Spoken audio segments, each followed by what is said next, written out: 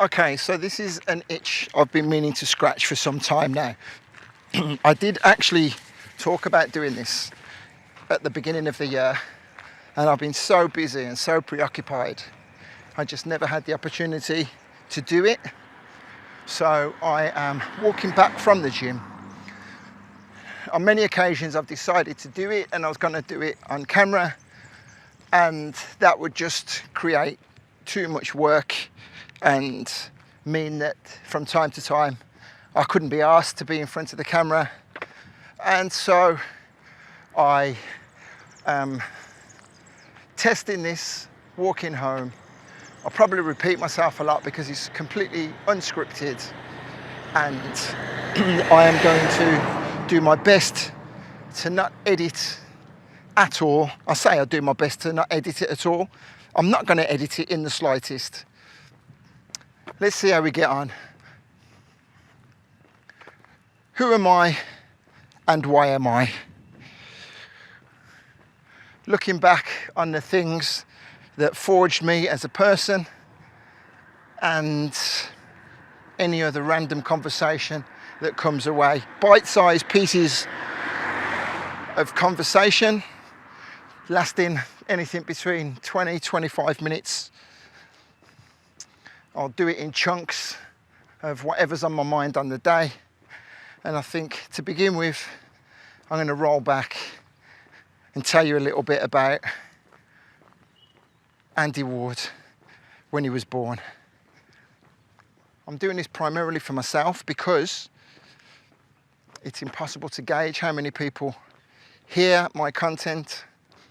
I definitely am not doing it with a view to getting a whole heap of feedback, because I know a lot of people take in the content and they never feel the need to reach out, and that's absolutely fine. So I'm not going to gauge whether or not I continue to do this on anything else other than how it feels when I'm doing it, if I feel that there's content there to be shared with you. So that's a little insight into why I'm doing this for episode 1. Let's roll back the years to 1970 when I was born. I was born to my mother, Joan, and my birth father, the name of Steve. I was actually born Andrew Brown. Some people will be aware of this, others may be completely surprised at that. My dad, or my father should I call him, because as most people will be aware, my dad is a gentleman by the name of Dennis Ward, who comes into the picture a little bit later on. So let's talk about my birth father, Stephen Brown. From St Kitts, him and my mum brought me into the world. At the time that I was born, my mum had a very stressful life. Her dad was on his deathbed, and it wasn't long after that that my own birth father would pass away from a brain tumour.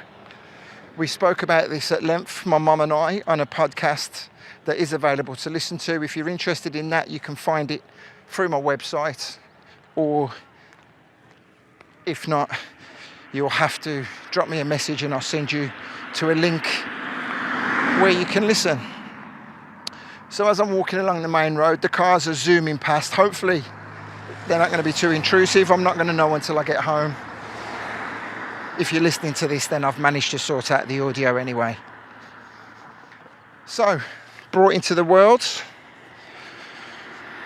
1970. My earliest memories are my 4th birthday, actually. The reason I say those are my first memories, it's because I completely tell a lie. One of my earliest memories would have been around about 5 years of age. And the reason for that is it was my brother Alma's, or Mark, his birth name, first birthday. And I remember being in the kitchen with my mum, writing a birthday card out for him. It was a Tom and Jerry birthday card. I remember being sat on the washing machine in the kitchen, And around about that time, I also remember learning to ride a bike for the first time without the stabilisers on in an area of Birmingham called End. We lived in a masonette. Fairly certain everyone knows what a masonette is. So earlier than that, I don't really have a great deal of memories. My fondest memories of growing up, anything between the age of 1 and 6, are spending a hell of a lot of time at my nan's house where she lived. My mum has got 2 sisters, Karen and Susan. Karen being the youngest, and she was, if I dare say, my favourite auntie. She used to look after me a hell of a lot, babysit for me. I remember being in her bedroom, wonderful photographs, wonderful posters on the wall of Bob Marley, some of the really famous black football players of the mid-70s. Think of people like Viv Anderson and, I can't even think now, it won't even come to me. So yeah, those are my earliest memories. And at 6 years of age, so actually before I get to 6 years of age, my dad passed away when I was around about 18 months old. I don't remember him at all. And what some people might find strange, or they might not find it strange at all, but I've never actually even seen a photograph of my birth father. I have no idea of that side of the family. I've never wanted to reach out, never had any interest in that side of the family. So that will lead us into 1973 or thereabouts, when my mum met Mr. Dennis Ward. They would eventually get married a few years later, but in 1974, Mark Ward was born, little Alma Fudd, my incredible brother, that we were side by side growing up. And yeah, we had a very, very happy childhood. So, skipping forward to 1976, Christmas 1976. My mum took the both of us to see Father Christmas. I remember it vividly. I got a really shitty little yellow plastic sword. You know those swords that when you tried to stab someone, they would bend in half? Whether I remember that or whether I just throw back to a photograph that I remember existing of the day. On the way back from seeing Father Christmas, we lived next to a main road. I asked if I could go and play with my friends on the little park in front of the masonette where we lived. And as I was running across the road, I got hit by a car coming in the one direction, clipped me on the side, pushed me in front of another car coming in the opposite direction, which threw me up into the air, landed on the side of the road, broke my leg, damaged my kidney, fractured my skull, lying on the side of the road with a gaping hole in my forehead, blood gushing out onto the snow. My mum came running across the road, ambulance was called, taken to hospital, and then my mum realised she'd actually left my brother in his pram on the side of the road, and one of the neighbours had to bring him inside and take care of him. Again, one of my earlier memories. Being the firstborn, and because of all the trauma that my mum went through, she's always stated just how special I am to her. She always talks about when it was just me and her against the world. And as time progresses, she always reminds me about that. It's difficult to appreciate, really, especially the climate in the UK. She met with a lot of resistance because of my colour. You know, imagine Birmingham in the 70s was a fairly racist place. She even met with some racism from her own family. And again, we talk about that in the interview. It would be interesting for you to check that out if you haven't. So I spent 3 months in hospital over the Christmas of 1976, leg in traction. Eventually, I was released from hospital, but because we lived on a 2-storey masonette, we had to be rehoused because I was on crutches and I was in a wheelchair for a few months. And that was when we moved to an estate called Castle Vale that I always reminisce about and talk about with such fond memories, because it was to be our home for the next 10 years or so. And I met a lot of my friends, and also our family. My mum's family would also, her 2 sisters would move onto the estate, and my cousin Adrian, or Dirtbox, the lame dog, whatever nicknames you want to call him, Lamey, myself and Mark. He wasn't Alma at the time. He wouldn't be Alma, I don't think, until a little bit later on. So myself, Adrian and Mark were always together, and yeah, fun memories of growing up in the 1970s. So without doing this scripted, I've got to a point and I'm thinking, well, what is the point of doing this? Because is this of any interest to anybody? I'm reminding myself that I'm not doing it for anybody else. I'm doing it for me, to document. Maybe be interesting for my kids to hear. Maybe it'll inspire somebody else to do the same thing. I definitely would love any of my friends to sit down and interview their parents, even if they don't share it, because for whatever reason, down the years, I've turned into someone who loves to share pretty much everything that I do. And that isn't for many people. But that doesn't mean to say that you couldn't sit and interview your own mum and dad if they're still with you, because time marches on never ending, as they say. And it would be a beautiful thing to have the words of a loved one to listen to long after they're gone.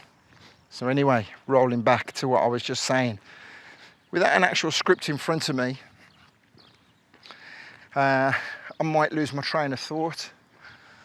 But I am going to push on through. If you're listening to this, again, I'll repeat that it's clear that I think there might be value in it for you to listen to. And I'll carry on. So what else can I think about? 6 years of age, going to a new school, being the new kid on the estate, being a kid that stood out or didn't stand out, excuse the pun, seeing I was in a wheelchair at the time. Starting a new school, I didn't feel like an outsider. It wasn't long before I fitted in. It wasn't long before I was playing with all the kids in the little croft, the little close where we used to live. Jeff Jefferson being one of those kids. I've spoken about him a lot, spoken to him on my live streams. One of the guys that I've known the longest since I was 7 years of age. Jeff and his brother Jaffa. So that was Castle Vale. My dad, throughout the years, was in charge of several football teams. He began managing some kids teams, under 11s, under 15s, and then as time progressed he'd move on to doing managing Sunday league football, the big fat blokes in the pub who'd break your ankles on every tackle, you know the type. Dennis Ward was most definitely a character to himself, and I'd like to talk about him a little bit more in another episode. Life on Castle Vale, life at school. I'd love to sit down with a therapist and get them to put me into hypnosis or some sort, because I've spoken to my mum to find out a lot about the trauma that she was going through in her early 20s whilst I was a youngster, because I think it definitely had some kind of impact on myself. As a Gemini, down the years, I've always thought to myself that I do have a dual personality. I'm definitely somebody who shies away from the limelight, which is probably impossible to believe, especially as I'm stood here talking to myself, about to share it with people. But the reason I do that is because I feel like I can offer a benefit to somebody else, and that is genuine. And then there's part of me that also is conscious of, so actually, let me stop myself. There's part of me that would have been conscious of people thinking negative things of me and questioning my motives. I'm long since past that now, and at some point I will discuss it. But yeah, a person who really didn't like attention, and yet I always seemed to be the centre of attention, from starting the new school, in the wheelchair, being one of the most intelligent kids at school.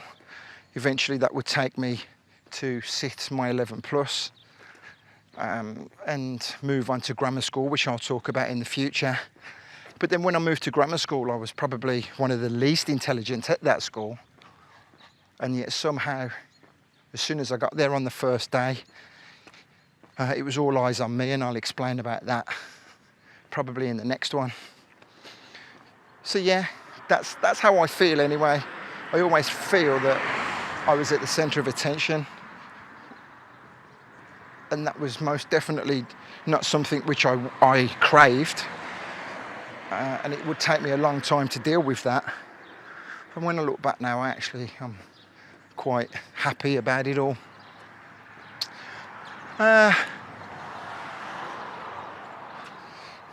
So I'm going to have a listen back to this. I'm going to see if there's any gaps that need filling out. If there are, then the audio will definitely change, because I'll either be sat at home doing it, or I'll crack on and do it another day. It's all a work in progress. Let's see, shall we? Thank you for listening.